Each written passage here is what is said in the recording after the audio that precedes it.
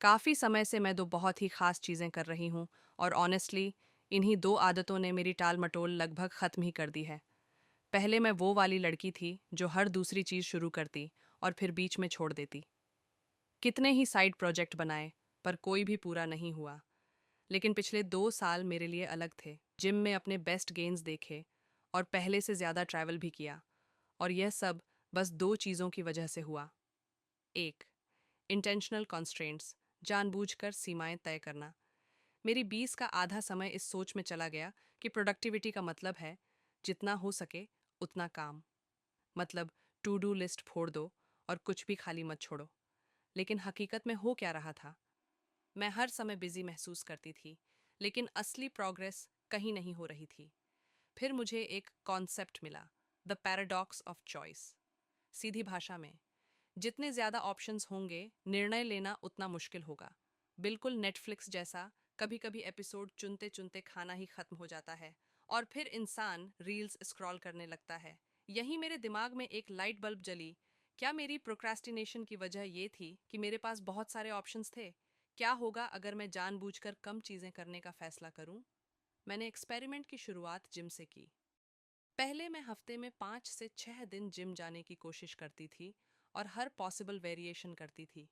अब मैंने खुद को कुछ सीमाएं दे दी। हफ्ते में सिर्फ 4 दिन जिम, हर मसल ग्रुप के लिए पूरे हफ्ते में सिर्फ 10 सेट। क्या ये परफेक्ट रूटीन है? ऑनेस्टली नहीं।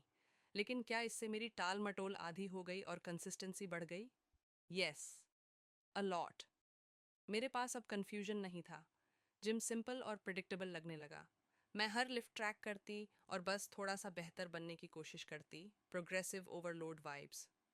जब रिजल्ट्स दिखने लगे और दोस्तों ने कॉम्प्लीमेंट भी करना शुरू कर दिया, मैंने यही रूल अपने काम पर भी अप्लाई किया।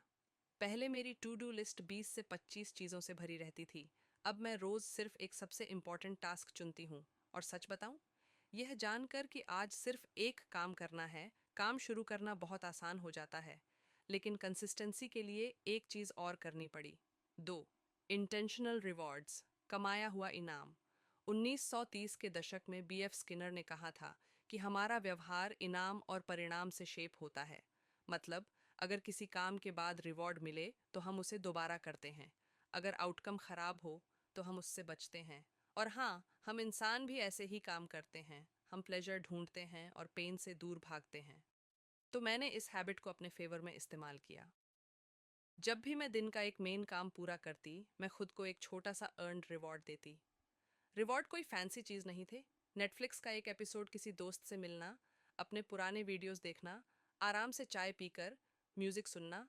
फ़र्क बस इतना था कि अब मैं इन नॉर्मल एक्टिविटीज़ को इनाम मानती थी, जिन्हें मुझे कमाना पड़ता था।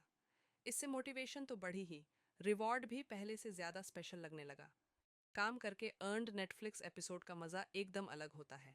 Girls who get it, get it. इन दो चीज़ों, इंटेंशनल कंस्ट्रेंट्स और इंटेंशनल रिवॉर्ड्स ने मेरी लाइफ जेन्युइनली बदल दी है। पिछले 2 सालों में मैंने जितनी ग्रोथ की है, शायद पिछले पूरे दशक में नहीं की थी। कहावत है, लेस इज़ मोर। और प्रोडक्टिविटी के मामले में ये 100% सच है।